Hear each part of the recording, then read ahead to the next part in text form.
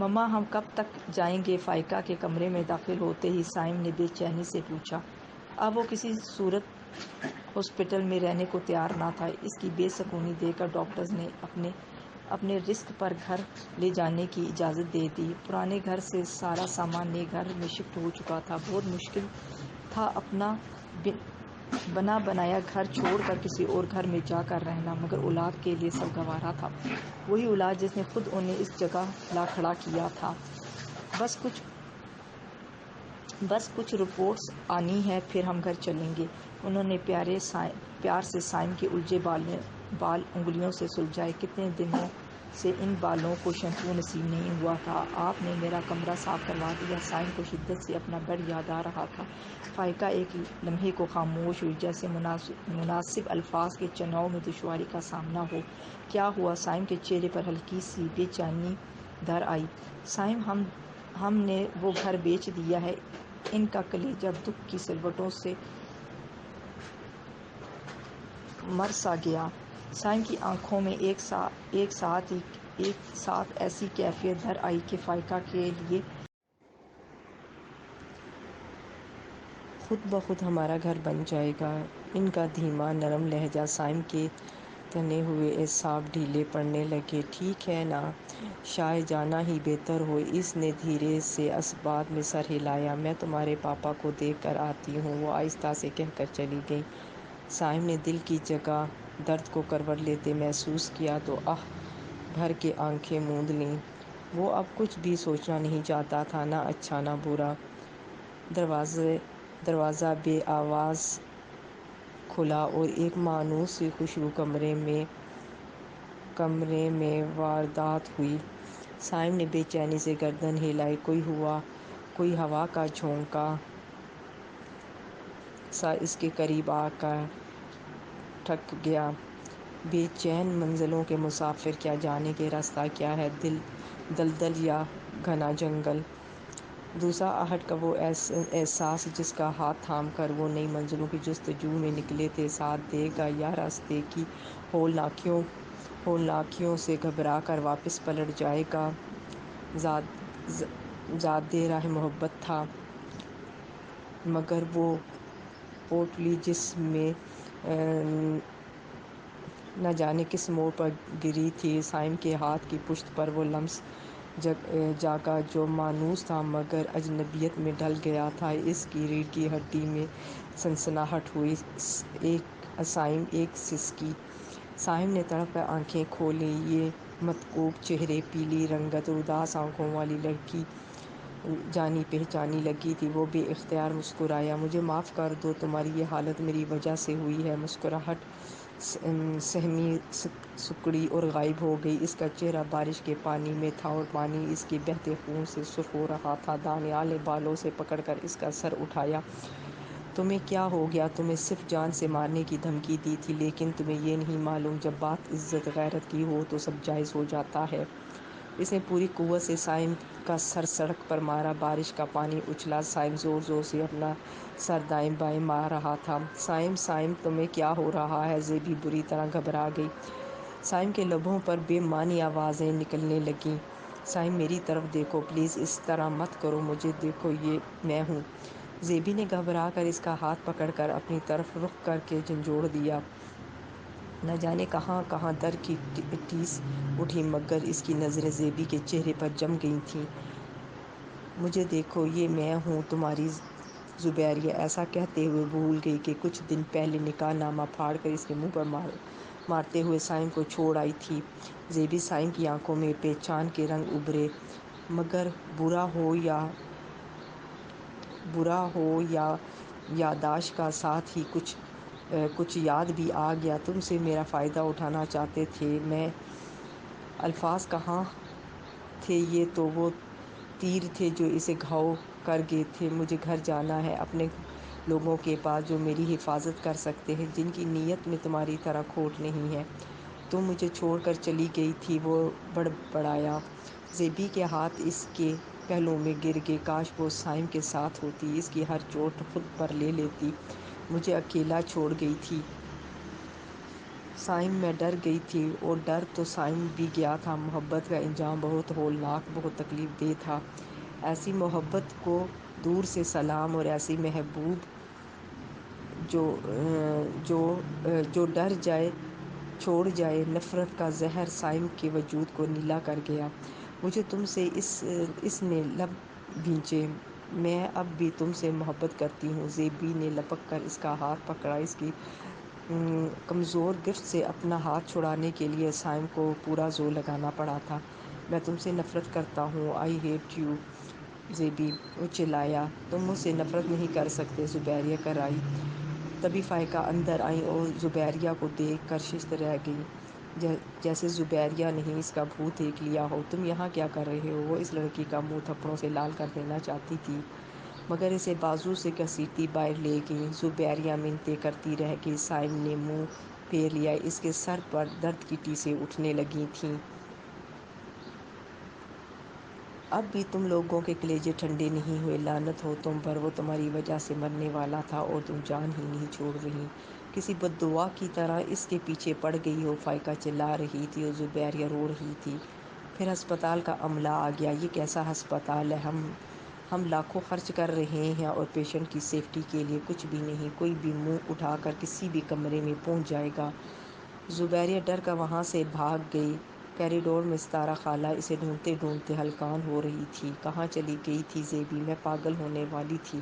ستارہ خالہ چلیں یہاں سے۔ اس نے مضبوطی سے خالہ کا ہاتھ تھام لیا۔ کیا ہوا؟ تم کانپ کیوں رہی ہو؟ ستارہ نے تشویش سے اس کی اڑی ہوئی رنگت دیکھی۔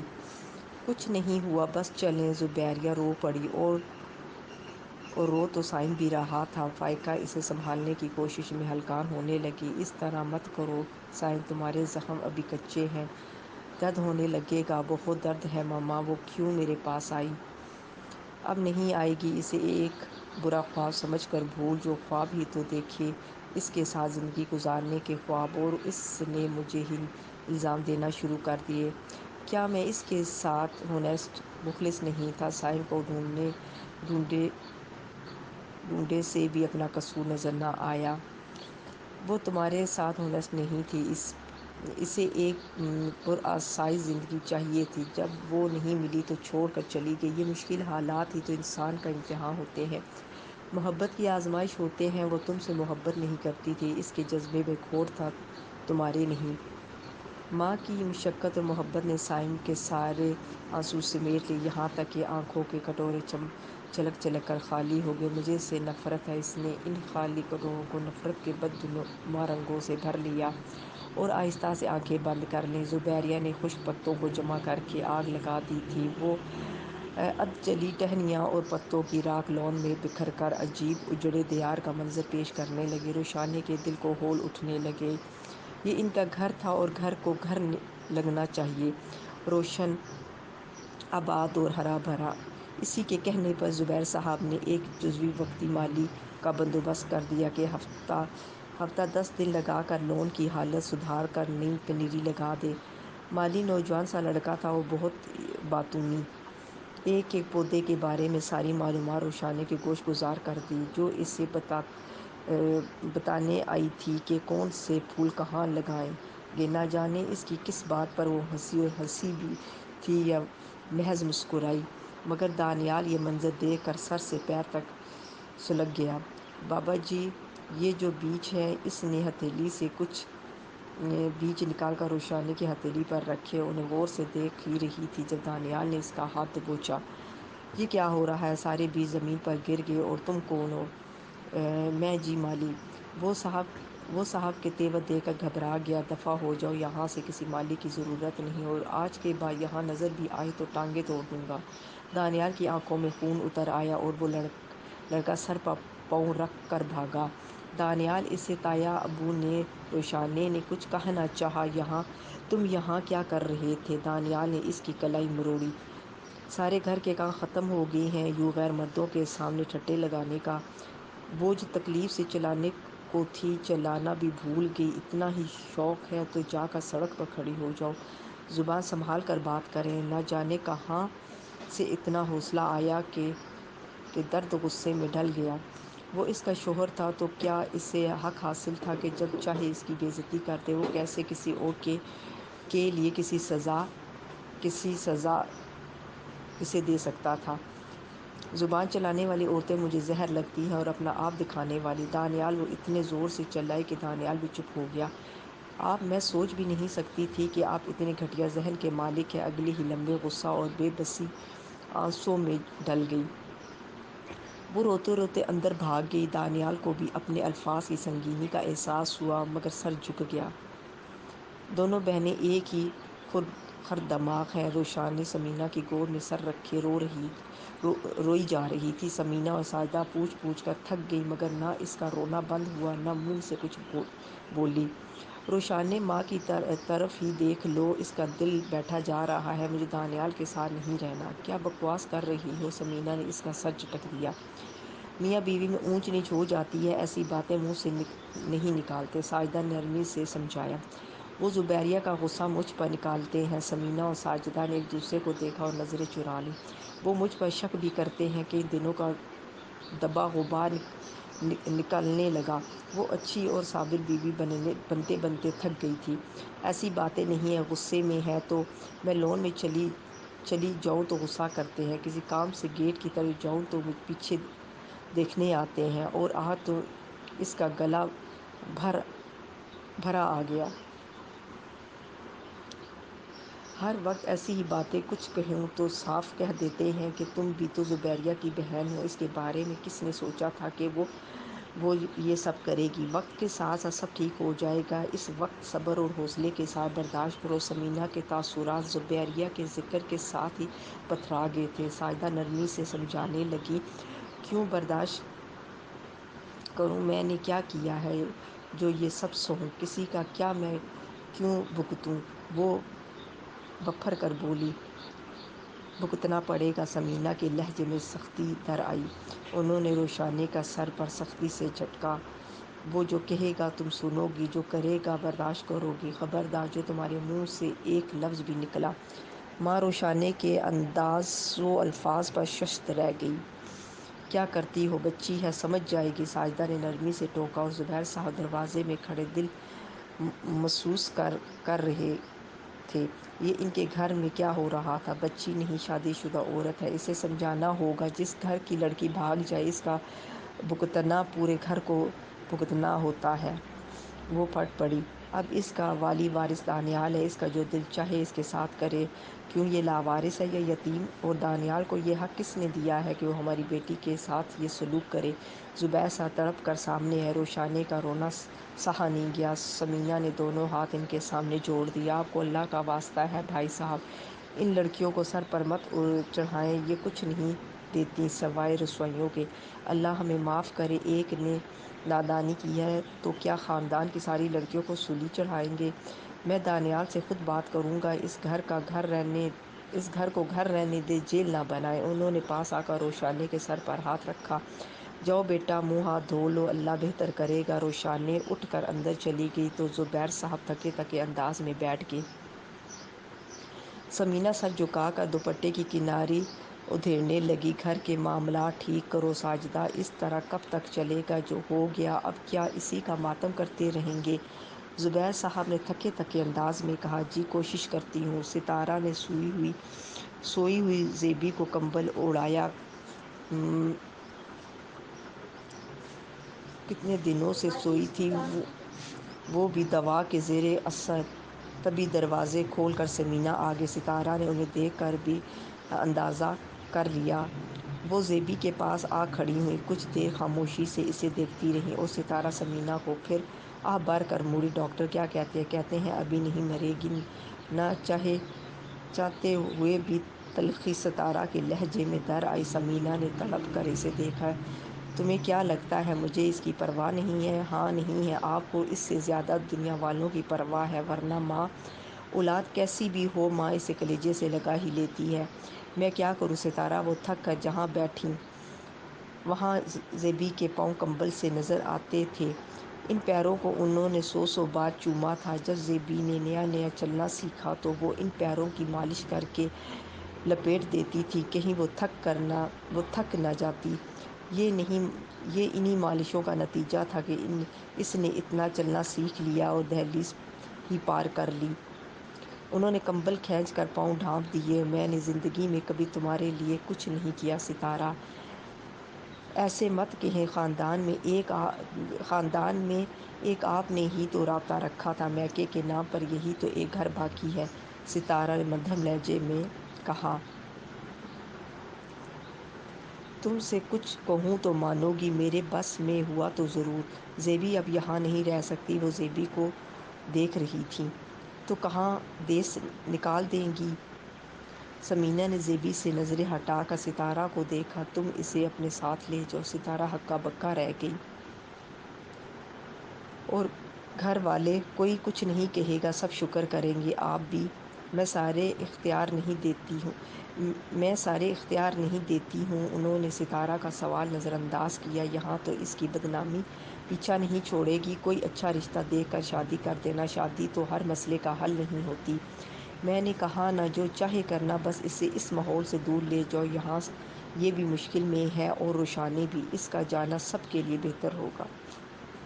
ستارہ نے مکمکے میں گردن موڑ کر زیبی کو دیکھا۔ ہمدردی اور محبت اپنی جگہ، مگر یہ بہت بڑی ذمہ داری تھی۔ ثمینہ ستارہ کو امید بھری نظروں سے دیکھ رہی تھی، اور کوئی اصرار بھی تو دکھائی نہ دیتا تھا۔ سوال نہ سودے بازیوں کا تھا، نہ نفع نقصان کا، سوال تو زیبی کی زندگی اور اس کے مستقبل کا تھا۔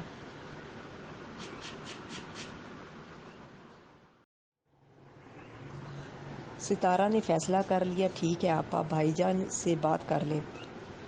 ثمینہ اٹھی، زیبی کے بکھرے بال سمیٹے اور بے ساختہ پیشانی چوم لی، پھر خود ہی چور سی بن کر تیزی سے باہر نکل گئی۔ ستارہ مسکرا دی۔ انہیں بے اختیار دور لاہور میں اپنی بیٹی شدت سے یاد آنے لگی۔ نیم تاریک کمرے میں بس LED کی لائٹ تھی، جس پر کوئی ہارمودی چل رہی تھی۔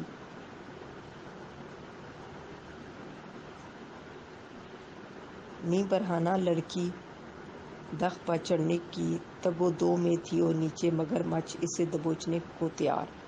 ٹی وی کی آواز بند تھی، مگر اس سے کوئی فرق نہیں پڑتا تھا کہ بوا جی کے خراٹے بیک گراؤنڈ میوزک کی کمی پوری کر رہے تھے۔ صوفے پر بیٹھی لڑکی نے کشن کا کنارہ دانتوں میں دبا رکھا تھا۔ اس کی بڑی بڑی آنکھیں خوف سے پھیلی کچھ اور روشن لگ رہی تھیں، مگر مچھ نے جھپٹ کیا، لڑکی کی ٹانگ اس کے منہ میں آئی، ساتھ ہی گود میں رکھا موبائل چیخا، اور اس کی بلند چیخ سیماب کے منہ سے نکلی۔ قالین پر لیٹی بوا جی جب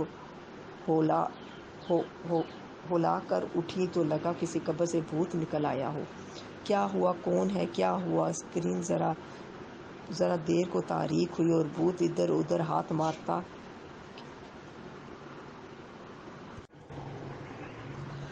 ستارہ نے فیصلہ کر لیا۔ ٹھیک ہے آپا،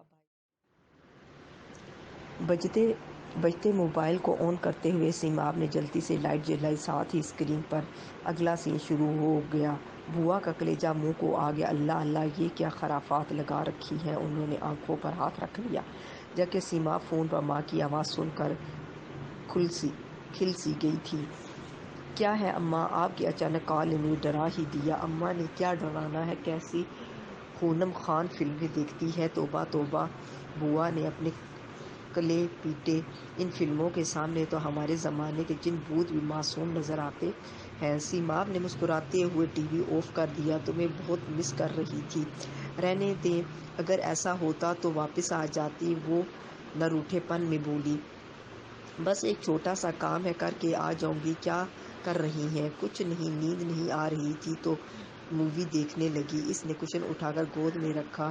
بوا سو گئی؟ نہیں، میرے ساتھ بیٹھی مووی دیکھ رہی ہیں۔ سیماب نے شرارتی نظروں سے بوا کو دیکھا۔ وہ چڑ گئی۔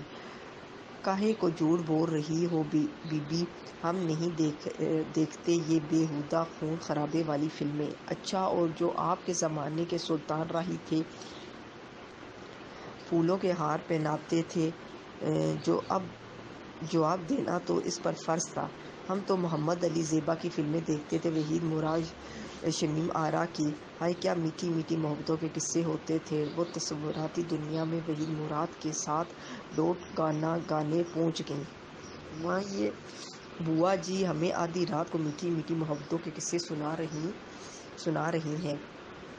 اللہ کی پناہ بی بی یہ جھوٹ بول رہی ہیں، بوا نے بوکھلا کر اونچی آواز میں کہا تو سیما ہنستے ہنستے دوہری ہو گئی۔ سیما کیوں بوا جی کو تنگ کرتی ہو؟ ستارہ نے مسکراتے ہوئے ڈانٹا۔ اتنے دنوں کے بعد یہ نوک جھونک سن کر طبیعت فریش ہو گئی۔ اچھا نہیں کرتی تنگ، سیما نے کان کی لو چھو کر معذرت کی۔ بوا نے منہ پھیر لیا۔ اماں واپس آ جائیں، بالکل دل نہیں لگ رہا، بس 1-2 دن تک آتی ہوں، تمہارے لیے ایک سرپرائز بھی ہوگا۔ کیسا سرپرائز؟ بتا دیا تو سرپرائز کہاں رہے گا؟ انہوں نے ہنس کر ٹالا اور جلدی سونے کی تاکید کر کے کال کاٹ دی اور مڑ کر زیبی کو دیکھا۔ آئی ہوپ سیما کی محبت تمہیں پھر سے ہنسنا سکھا دے گی۔ کب آ رہی ہے ستارہ؟ بوا جی نے پوچھا۔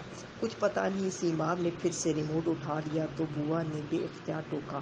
گڑیا بس کرو، مجھے نیند آ رہی ہے، آپ کی خاطر آواز بند کر کے دیکھ رہی ہوں، پھر میں اس کمرے میں جا رہی ہوں۔ ناراض ہو کر جانے لگی تو سیما نے ان کا ہاتھ پکڑ لیا۔ پلیز بس آدھا گھنٹہ آپ اپنی آنکھیں بند کر لینا، اتنا ڈر رہی ہیں تو کاہے کو دیکھ رہی ہو؟ وہ بادل نخواستہ بیٹھیں، اس ڈر کا بھی اپنا ہی مزہ ہے۔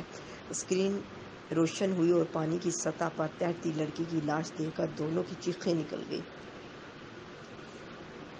سمینا کمرے میں آئیں تو روشانی ابھی تک سرمد کے پاس بیٹھی تھی۔ سمینا جھنجھلا گئیں۔ تم یہاں کیا کر رہی ہو؟ روشانی نے گھبرا کر باپ کو دیکھا۔ انہوں نے سمینا کو جاؤ، تمہارا شوہر انتظار کر رہا ہے، انہوں نے دروازے کی طرف ہاتھ کر کے گویا اسے گیٹ آؤٹ کہا تھا۔ وہ ہٹ درمی سے بیٹھی رہی۔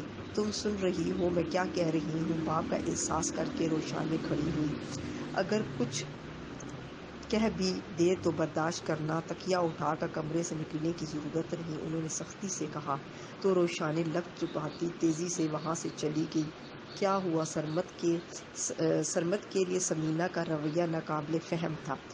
کچھ نہیں، لڑکیوں کے نخرے اٹھا کر انہیں بالکل ہی بگاڑ دیا ہے روشانی، تو انہوں نے ٹوٹے پھوٹے لفظوں میں بیٹی کی سائیڈ لینا چاہیے۔ رہنے دے، ذرا دانیال نے کسی بات پر ڈانٹ دیا ہے تو ناراض ہو گئی ہے۔ سمینا نے سرسری لہجہ اپنایا۔ یہ تو اپنا دل جانتا تھا کہ خود پر کیا گزر رہی تھی، بیٹی کی اداس صورت دل چیر رہی تھی، مگر خود پر جبر کیے بیٹھی تھی۔ سرمد بہت غور سے ان کی صورت دیکھ رہے تھے۔ وہ خام خواہ چیزیں الٹ پلٹ کر رہی تھی، گویا ان کی نظروں کا سامنا نہ کرنا چاہتی ہوں۔ اسے بھیج رہی ہوں، ستارہ کے ساتھ دل کڑا کر کہہ دیا۔ کیوں؟ بنا نام سننے بھی جانتے تھے۔ درد بدری کی سزا کیسے سنائی گئی ہے؟ سکون چاہتی ہوں اس گھر میں بھی اور اس کی زندگی میں بھی۔ سمینا ہار مان کر اس کے پاس آ بیٹھی۔ سرمد صاحب، میں اس سے زیادہ اس کے لیے کچھ نہیں کر سکتی۔ اس نے جو غلطی کی ہے لوگ اسے کبھی بھولیں گے نہیں، ہم خود بھی اسے معاف کرنے کو تیار نہیں، مگر کیا کریں، ہماری اولاد ہے، اس کے باوجود اس کی طرف سے آنکھیں بند نہیں کر سکتے۔ اس کے سامنے پوری زندگی پڑی ہے، ہو سکتا ہے پڑھائی شروع کر دے یا ستارہ اس کے لیے کوئی رشتہ ڈھونڈ لے، کچھ بھی ایسا جو اس کی زندگی کو آسان کر دے۔ وہ دھیمے لہجے میں بتا رہی تھیں۔ وہ سرمد خاموشی سے سنتے گئے۔ سمینا نے سر اٹھا کر انہیں دیکھا۔ وہ کچھ بھی نہیں بولی تھی، نہ ہاں نہ نا۔ سمینا نے ان کی خاموشی کو رضامندی ہی سمجھ لیا۔ روشانی آدھی رات تک کمرے میں نہیں آئی۔ کروٹیں بدلتے بدلتے دانیال تھک گیا۔ نہ نیند آئی نہ روشانی۔ اندر ہی اندر اپنی شرمندگی کو غصے سے دبانے کی کوشش کر رہا تھا، مگر ضمیر کچوکے لگا رہا تھا کہ اس سارے مسئلے میں زیادتی روشانی کے ساتھ ہو رہی تھی۔ کیا ہو گیا جو غصے میں کچھ کہہ دیا؟ وہ جھنجھلا کر اٹھ کے بیٹھا۔ اتنے نخرے ہیں کہ ذرا سی بات برداشت نہیں ہوتی۔ ٹھیک ہے، مجھے بھی منانے کی ضرورت نہیں، دماغ ٹھیک ہوگا تو آ جائے گی۔ خود کو تسلی دے کر دوبارہ لیٹنا چاہا، مگر چین کہاں۔ تبھی کمرے سے باہر نکل آیا اور لانچ میں سستیوں کی کشتی میں ہچکولے کھاتا وجود اسے مزید پشیمان کر گیا۔ وہ آہستگی سے اس کے پاس بیٹھا تو روشانی نے تکیے میں منہ چھپا لیا۔ بس کرو یار، تم نے تو رو رو کر برا حال کر لیا ہے۔ دانیال نے زبردستی تکیہ کھینچا تو اٹھ کر بیٹھ گئی۔ تمہیں میرے غصے کا اندازہ تو ہے، پتہ ہی نہیں چلتا کیا کہہ رہا ہوں۔ روشانی کے اندر لاوا پھٹنے کو تھا، مگر لفظ ہونٹوں تک آتے اور جل کر بجھ جاتے۔ وہ اس کے آنسو صاف کر رہا تھا، خود میں سمیٹ رہا تھا، محبت بھرے لمس سے زخموں پر پھہارے رکھ رہا تھا۔ وہ الجھ رہی تھی، چڑھ رہی تھی، اسے اتنی ہی سخت الفاظ کہنا چاہیے تھے جتنے اس نے کہے تھے۔ مجھے احساس ہے میں تمہارے ساتھ زیادتی کر جاتا ہوں، مگر میں کس اذیت میں ہوں تمہیں اندازہ نہیں ہے۔ اور میں اذیت میں نہیں ہوں۔ گیند روشانی کے کوٹ میں تھی، وہ شوہر سے جی بھر کے لڑ سکتی تھی، مگر اس کی ہر زیادتی کا بدلہ لے سکتی تھی۔ وہ شرمندہ تھا، مرد جب شرمندہ ہو تو سب سن لیتا ہے، مگر اس نے سختی سے چہرہ صاف کرتے ہوئے بات کرنے کی ٹھان لی تھی کہ اس گھر کی عورتوں کا صبر کمال کا تھا۔ روشانی نے بھی اپنا ہتھیار ڈال دیا۔ وہ جو گھر سے بھاگی تھی میری بہن تھی، وہ جو فالج زدہ ہو کر بستر پر پڑا ہے میرا باپ ہے۔ میری تکلیف کا اندازہ لگائیں دانیال، میں نے کچھ نہیں کیا، مگر سب کے الزام سہ رہی ہوں، آپ کی چلی کٹی سن رہی ہوں۔ میری بہن کی وجہ سے میرا کردار بھی مشکوک ہو گیا۔ میں اپنا کون سا دکھ بتاؤں کہ میرے پاس تو ایسا کوئی کندھا بھی نہیں جس پر سر رکھ کر میں اپنا دکھ رو سکوں۔ آپ تو مجھ پر برس کر اپنا غصہ ٹھنڈا کر لیتے ہیں، میں کیا کروں، اندر ہی اندر جل کر مر جاؤں۔ روشانی رات ہوتی گئی اور وہ بولتی چلی گئی۔ مرد جب شرمندہ ہو تو سب سن لیتا ہے اور آسانی سے زیر بھی ہو جاتا ہے۔ پتہ نہیں روشانی جیسی سادہ لڑکی نے یہ حقائق کہاں سے سنی تھی، یا اس کے صفحۂ دل پر رب کی طرف سے اترتی تھی، مگر جب رات تھک کر ڈوب گئی تو صبح بہت روشن چمکیلی تھی۔ روشانی کچن میں ناشتہ بنا رہی تھی، دانیال کافی پھینٹ رہا تھا۔ واک کیے جاتے زبیر صاحب نے یہ منظر دیکھا تو سکھ کا سانس لیا۔ انہوں نے تو دونوں کو بس ایک ہی بات سمجھائی تھی، میاں بیوی کے رشتے میں انا نہیں ہوتی، ایک معافی مانگے تو دوسرا اسے ناک رگڑنے پر مجبور نہ کرے، اور بیٹے سے بس اتنا کہا تھا، دوسروں کی تلخیوں کو اپنی ازدواجی زندگی میں مت گھولو، رشتہ زہریلا ہو جائے تو باقی کچھ نہیں بچتا۔ دونوں سمجھدار ہیں، میری بات سمجھ گئے۔ ان کے عقب میں کافی کی کڑوی مہک میں کچھ میٹھی سرگوشیاں گھل رہی تھیں۔ امی آپ نے مجھے بلایا؟ زبیریہ کی مدھم آواز پر سرمد نے بے ساختہ آنکھیں کھول کر دیکھا، وہ اب نظر ہی نہیں آتی تھی۔ ثمینہ نے سر اٹھا کر اسے دیکھا، جب سے ہسپتال سے آئی تھی چپ لگ گئی تھی، اس کا رونا، معافی مانگنا سب ختم ہو گیا تھا۔ مرد گھر سے چلے جاتے تو خاموشی سے گھر کے کاموں میں لگ جاتی، واپسی کا وقت ہوتا تو کمرے میں چلی جاتی۔ جو سامان چاہیے پیک کر لو، کہیں جانا ہے؟ زبیریہ نے حیران ہو کر پوچھا۔ ہاں، تمہیں ستارہ کے ساتھ لاہور بھیج رہی ہوں۔ زبیریہ کا رنگ اڑ گیا۔ آپ مجھے خود سے دور کر رہی ہیں، یہ کام تم خود کر چکی ہو۔ نہیں، مجھے نہیں جانا، ابو پلیز امی کو سمجھائیں، میں آپ لوگوں کو چھوڑ کر نہیں جاؤں گی۔ وہ تڑپ کر باپ کے قریب آئی۔ سرمد نے منہ پھیر لیا۔ تم ہمیں چھوڑ کر جا چکی ہو زبیریہ، ثمینہ نے اسپاٹ لہجے میں کہا تو وہ ان کی طرف لپٹی۔ امی پلیز، وہ میری نادانی تھی، اب آپ کو چھوڑ کر نہیں جا سکتی۔ زبیریہ سمجھنے کی کوشش کرو، تمہارا یہاں سے چلے جانا ہی بہتر ہے، ہم سب کے لیے بھی اور تمہارے لیے بھی۔ اگر تمہارے دل میں ہماری اتنی ہی محبت باقی ہے تو ستارہ کے ساتھ چلی جاؤ۔ زبیریہ نے باپ کو دیکھا، وہ آنکھیں موندے بے حس پڑے تھے۔ ابو، انہوں نے اسی طرح ہاتھ سے جانے کا اشارہ کیا جیسے کہتے ہوں جان چھوڑ دو میری۔ ایک بار اس نے اپنی مرضی سے گھر چھوڑا تھا، آج گھر والوں نے نکال دیا تھا۔ روشانی نے اس کا سامان پیک کر دیا۔ زیادہ مت سوچو زبیریہ، یوں سمجھو تقدیر تمہیں ایک موقع اور دے رہی ہے، تم پھر سے اپنی زندگی شروع کرو، بھول جاؤ ماضی میں کیا ہوا تھا، دوبارہ اپنی پڑھائی شروع کرو۔ اس نے بیگ میں کتابیں تک رکھ دی تھیں۔ میں نہیں جانا چاہتی، وہ بے بسی سے ہاتھ پر ہاتھ دھرے روشانی کو یہ سب کرتا دیکھ رہی تھی۔ روشانی نے زپ بند کر کے بیگ ایک طرف رکھا اور اس کے پاس آ بیٹھی۔ دانیال گھر میں گھر کے 2 حصے کر رہا ہے۔ زبیریہ نے بے یقینی سے روشانے کو دیکھا۔ گھر میں دیوار اٹھنے کا مطلب سمجھتی ہو ہم ایک دوسرے کی شکل دیکھنے سے بھی جائیں گے؟ ایک بار اپنے لیے گئی تھی، اب ہمارے لیے چلی جاؤ۔ نہ چاہتے ہوئے بھی زبیریہ کو جانا پڑا۔ بار بار رکتی تھی، مڑ مڑ کر دیکھتی تھی کوئی نہ آئے اور آواز دے، ہاتھ پکڑ کر روک لے، مگر نہ کوئی آیا، نہ کسی نے روکا، اور زبیریہ کی زندگی کا نیا سفر شروع ہو گیا۔ کیا ہے اماں اتنے دنوں کے بعد آئیں اور ساتھ میں اس کزن کو اٹھا لائیں جسے میں نے آج سے پہلے تک دیکھا بھی نہیں۔ اس پر مجھے فورس کر رہی ہیں کہ میں اس کے ساتھ اپنا روم بھی شیئر کروں۔ ڈھیلے ڈھالے ٹراؤزر شرٹ میں ملبوس سیماب جھنجھلائی ہوئی کھڑی تھی۔ اس سرپرائز نے تو ماں کے آنے کی خوشی بھی ماند کر دی تھی۔